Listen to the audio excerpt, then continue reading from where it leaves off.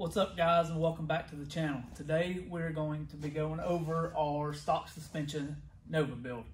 The first thing we'll kind of go over is where the car came from. The car was originally Doug Cook's car from Motion Raceworks. He had posted it for sale, and I sent it over to a customer that had been looking to build a Nova.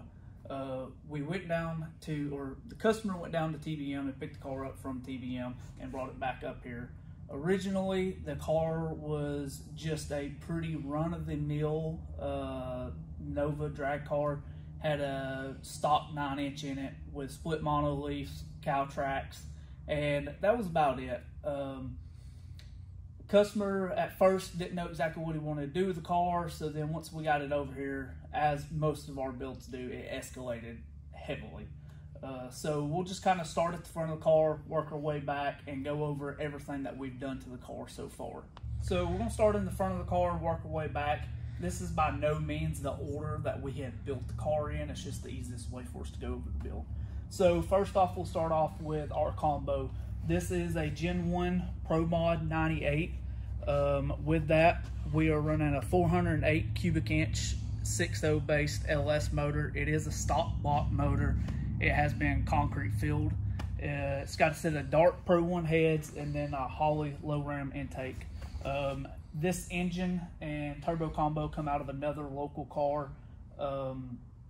It was on E85 and it ran an intercooler. Customer has not decided yet whether or not he wants to go methanol with it and us change the intake, or us stick with the old combination because it ran good as it was. From there, it got TRZ upper and lower control arms. Got a set of Strange double adjustable front coilovers. We have not got springs yet. We're waiting to get springs once we get the car complete and on the ground and get it scaled out. We did Strange front brakes. For steering, we went with the TRZ front rack and pinion kit with the billet steering arms and everything. The car will be getting a motion steering column, and we'll build the steering linkage once we get to that point. Right now we're not kind of at that point, but it's got a mid plate, motor plate. Haven't built the transmission mount yet, but that will come once we get the rest of the floor structure done in the car. So with the times that the customer's wanting to run with the car, we decided to go with a 25.5 cage. Just honestly, safety's first around here. So we did the 25.5. Everything inside the car is fully TIG welded, chrome moly cage.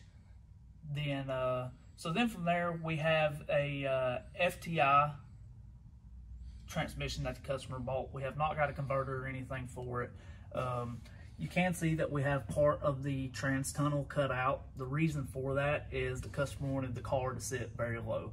So we are having to modify the trans tunnel to clear the dry shaft and everything. With that being said about how low the car is going to sit, if you look in the back side of the car, you can see that we got a lot going on. So we did a full set of tubs. That way we had the tire clearance and room that we needed to sit the car as low as the customer wanted it. It is still stock frame rails from the front of the car all the way to the back of the car. The reason for us doing that is just so the car can really fit any class that we try to put it in. It's got stock floor pans, it's got stock suspension front and rear, and it's got the stock frame rails from front to back. Really the only thing that's limiting us is just the turbo size whenever it comes to certain classes and stuff like that. But for the rear suspension, we are using the 10 Soldiers front leaf spring brackets. You can see here, I believe they are a 8-hole adjuster. Kind of from there, it's using your standard split mono leafs. We are running I believe it's the Smith Racecraft Assassin bars. So from there, we'll kind of move on to the very back side of the car and show y'all what's going on back there. In the back of the car, you can see that we are running 10 Soldiers sliders, but these sliders also they're adjustable. So in the back bar back here, it will be sleeved and have bolt holes to where we can adjust the slider height and everything, and that will work with the front adjusters, obviously. But from there, we did a custom 9-inch housing. This is just a bare roads housing. From there, we added the Hammer Concepts leaf spring perches that have the that gets rid of the U-bolts, and it actually just smashes in between the leaf spring. And on the bottom side, it has a 6-hole adjuster for your traction bar, or the assassin bar. We from there, it's got 35 spline chrome ollie axles. Hudlow Axle did the axles. We did Strange rear brakes, and then we did custom stainless brake lines. We also did some tie-down straps just to make it easier to hook up the straps whenever you're loading the car and stuff. Just some easy things like that to make it a little bit easier.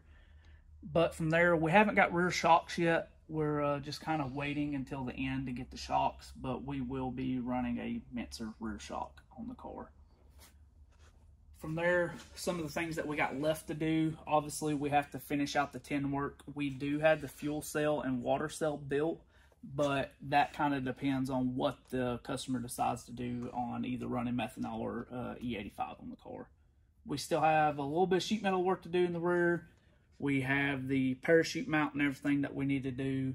And from there, I mean, the car is pretty close on the fabrication side of things. It's still got a long ways to go, but on the fabrication, the big side of fabrication, most of it is getting wrapped up pretty soon. So, but I guess we'll go ahead and look at the wheel and tire combo that we got on this car.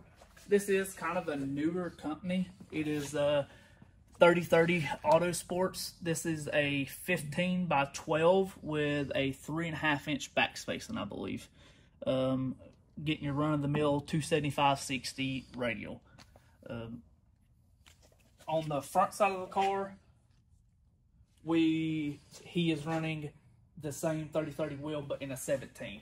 So we just really like the way the 17s look on the front of these cars, especially whenever they're sitting real low. But cool thing about this car is the whole car is all steel, all glass. The only thing on this car that is not going to be steel is we were putting a carbon fiber dash in it, and then it's getting a carbon fiber Sunoco style hood on it. But other than that, the car is 100% all steel, all glass. It'll have glass front and rear windows, glass side windows. It has steel front and rear bumpers on it. So it'll be a pretty cool car. It will be a little bit heavy, but the main reason for that was just so we could run any class we wanted to with this car. And it's going to be really hard for anybody to complain about this car in that class, just with everything being built the way it is. So that was kind of the purpose of this car, is just to fit any class we wanted to. But from there, that's kind of the wrap up on this one. We are going to try and get some more pictures and stuff of this build up. We've kind of slacked on updating on this build as like we should, but we're going to try to do better on that side of things. But from there, we have some pretty cool builds coming up. We have a twin turbo C5 vet that we're going to do a set of custom headers, intercooler, and some other things like that. So that'll be a pretty cool build. And then we have a Fox body that is getting an 8-point cage, subframe connectors, and we are also fixing the hot side. And it is also still a Ford motored Fox body. It's 351 Windsor with twins on it and stuff. So if y'all would like to see anything on those builds, if y'all would like to see any more kind of in-depth stuff, just let us know, because we can do that while we work on the cars and give y'all a little bit of insight to what goes into these builds instead of just doing the walk-around videos. But from there, that's it for this week. I will be out of town next week on vacation, so whether or not Derek wants to do a video himself, he may or may not, so it may be 2 weeks before we get a video out. But thanks for watching, and like and subscribe.